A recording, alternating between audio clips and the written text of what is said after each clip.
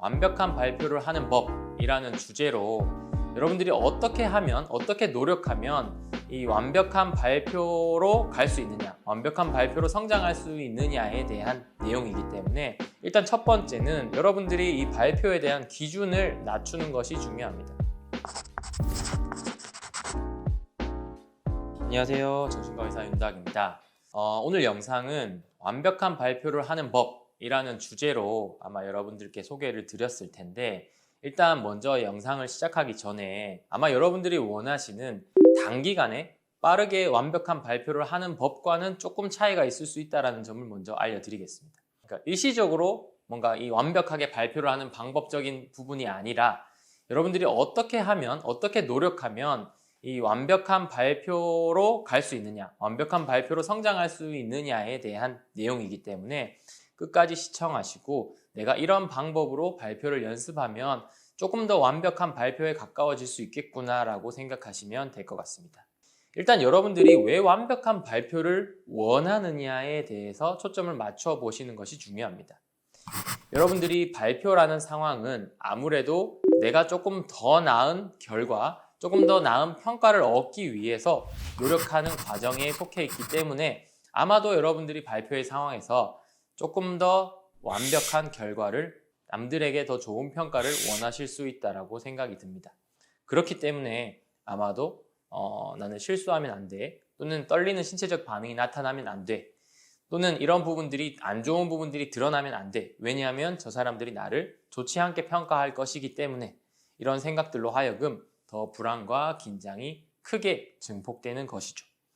그러니까 결국 여러분들이 완벽한 발표를 원하면 원할수록, 그러니까 여러분들의 마음속에 이런 완벽주의적인 성향이 강해지면 강해질수록, 힘이 들어가면 들어갈수록 여러분들은 오히려 완벽한 발표에서 점점 멀어질 수밖에 없다라는 거죠. 그러니까 이 완벽주의를 조절해야 여러분들이 발표에서 훨씬 더 불안감을 줄이고 더 나은 성과를 낼 수 있다는 점을 인식하셔야 된다는 겁니다.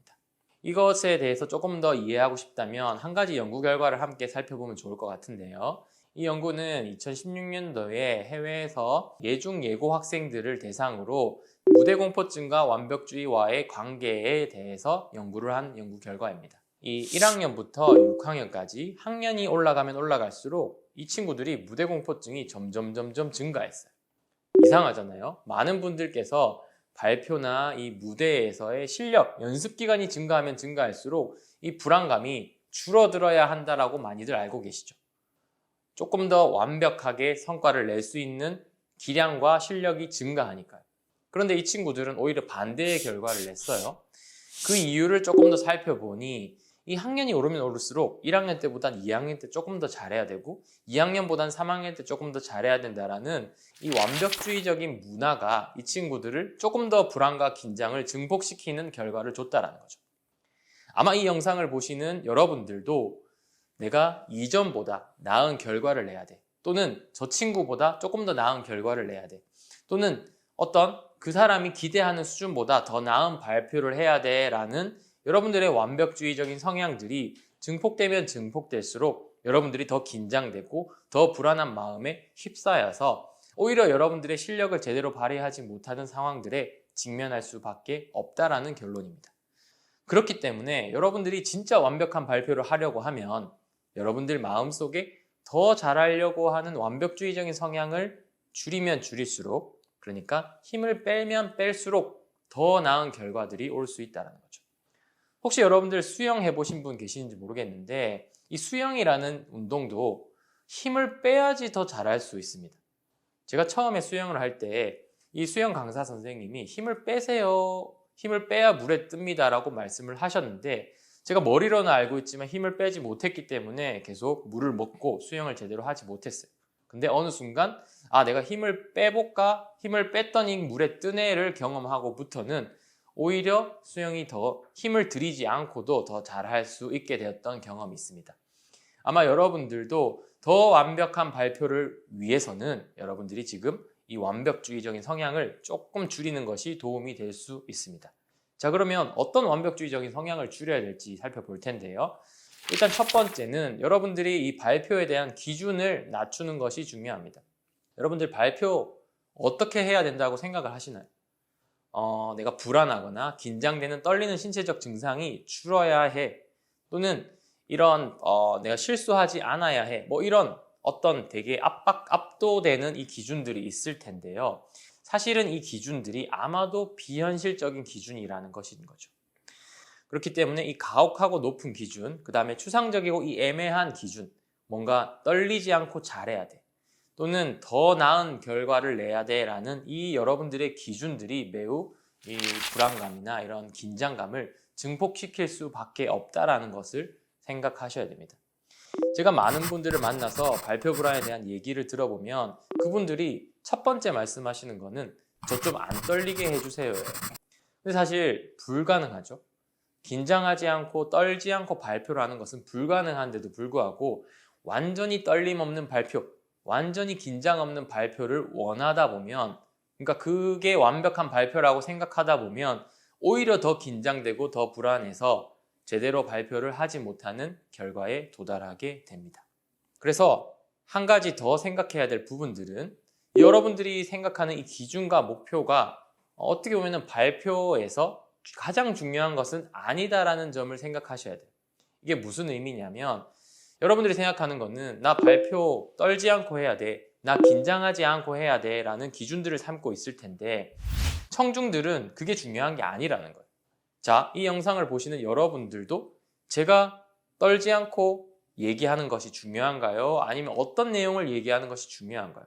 그러니까 결국은 여러분들이 청중의 입장에서 내가 어떤 기준을 세워야 될지를 생각해야 되는데 이 완벽주의가 발동이 했을 때는 실수도 하지 않아야 되고 뭔가 발성 톤도 괜찮아야 되고 내용도 괜찮아야 되고 이 여러 가지 모든 영역에서 완벽하게 해야만 잘한 발표라고 생각되기 때문에 이 긴장과 불안감이 더 증폭되는 겁니다. 하나라도 틀어지면 안 된다라는 생각 때문에. 그러니까 이 기준들을 조금만 낮춰도 훨씬 더 나은 발표를 할 수 있다는 점을 기억하시고요. 두 번째는 이 완벽주의에서 오는 실수에 대한 두려움을 낮출 때 불안감이 줄어들 수 있다는 겁니다. 이 완벽주의자들은 발표했을 때 실수하면 안 돼라는 생각 때문에 준비를 엄청 합니다. 오탈자는 없어야 되고 내용도 딱딱딱 맞아 떨어야 되고 그리고 약간의 신체적인 불안이나 긴장감도 드러나지 않아야 된다. 이런 생각을 하기 때문에 실수에 대한 두려움이 아주 커서 만약에 혹시나 하는 생각만 하다가 오히려 이 발표 자체를 미루거나 회피하는 경향도 큰 것이죠. 그리고 제 경험상 많은 분들이 이 실수에 대한 두려움이 크신 완벽주의자들이 발표 불안에서 자유로워지지 못한 것을 많이 목격했고 저 역시도 상당히 안타까운 마음이 컸습니다. 그러니까 이 실수에 대해서 우리가 어떻게 인식하고 대처하느냐가 매우 중요하다는 거죠. 제가 이 완벽주의와 이 실수에 대한 예를 가장 많이 드는 예가 있는데요. 이 스케이트 선수에 대한 예입니다. 스케이트 선수들이 넘어지는 것은 실수이죠. 근데 아무리 잘하는 스케이트 선수들도 한 번씩 넘어집니다. 왜냐하면 빙판의 빙질이 안 좋거나 정말 스텝이 꼬여서 실수를 한다거나 아니면 동료 선수와 부딪혀서 넘어진다는 등 여러 가지의 요인들로 인해서 넘어질 수 있어요. 그런데 안 넘어지려고 스케이트를 타면 어떻게 되나요? 여러분들이 원하는, 스케이트 선수들이 원하는 1등 할 수 있나요? 결승점에 가장 빨리 들어오고 싶은 이 좋은 성과를 내는 것에 점점 멀어진다는 것이죠. 자, 그러면 우리가 그 실수에 대해서 완전히 통제할 수 없기 때문에 이 넘어지지 않아야 돼 이런 마음으로 스케이트를 타는 것이 아니라 넘어졌을 때 우리가 어떻게 일어날 것이며 이 실수에 어떻게 대처해야 될 것인지를 생각하고 대처하는 마음을 가지고 넘어져도 어쩔 수 없다. 넘어졌을 때 내가 빨리 일어난다. 라는 마음으로 대처할 때 여러분들이 뭐 스케이트나 발표나 어떤 모든 것들이 성장할 수 있다는 것을 꼭 명심해 줬으면 좋겠습니다. 그래서 여러분들이 추구하는 목표라는 것이 결과 위주의 목표가 아니라 여러분들이 과정 위주의 목표가 돼야 돼요. 잘했냐 못했냐 이 결과가 아니라 이 과정 속에서 뭘 배웠고 어떻게 성장했냐. 아마 여러분들이 발표 이외에는 일이나 공부나 많은 부분에서 이 과정에 집중하는 것들이 아마 잘 하실 겁니다. 근데 발표라는 좋은 결과, 이 드러나는 결과에서 더 어떤 멋진 한 방을 내고 싶은 이 완벽주의적인 성향 때문에 여러분들이 오히려 그 완벽에서 점점 더 멀어진다는 거죠.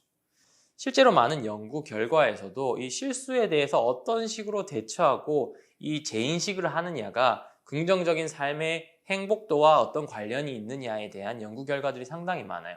그러니까 실수에 대해서 무조건적으로 잘못됐고 이거를 뭔가 없애야 되고 이 어떤 피해야 되는 대상이 아니라 실수를 통해서 뭘 배웠고 이걸 어떤 식으로 인식해야 되는지를 많이 연습한 사람이 삶에 대한 만족도가 높았고 긍정적인 삶의 태도를 가질 수 있다는 연구 결과인 거죠.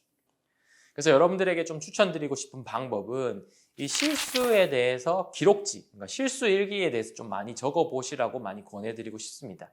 이거 어떻게 하냐면 이 실수에 대한 상황을 적고 내가 그 실수를 통해서 어떻게 인식을 했는데 그 실수를 통해서 어떤 식으로 배웠고 앞으로는 어떻게 해야 될 것이다. 뭐 이런 식으로 실수에 대해서 조금 리뷰를 많이 작성해 보는 거죠. 그러다 보면 내가 이 실수가 뭔가 이 전체를 망치는 것이 아니라 내가 이걸 통해서 뭔가 하나를 배웠네? 그럼 이걸 통해서 내가 하나를 성장했네? 조금 더 여러분들이 원하는 완벽한 결과에 다가갈 수 있는 하나의 선물과도 같은 것이 된다는 것이죠. 그래서 혹시 이 실수에 대해서 인식 일기를 적는 방법을 잘 모르시는 분들은 여기에 기록지에 나와 있는 대로 한번 작성해 보시는 것을 추천드립니다. 그래서 여러분들이 중요하게 생각해야 될 부분은 빠르게 완벽한 발표를 할 수 있는 방법은 없다. 그렇지만 조금씩 노력했을 때 또는 이 과정에 몰입하고 성장에 초점을 뒀을 때 아마 여러분들이 진짜 원하는 좋은 결과, 완벽한 발표는 충분히 다가갈 수 있다는 점을 알려드리고 싶습니다.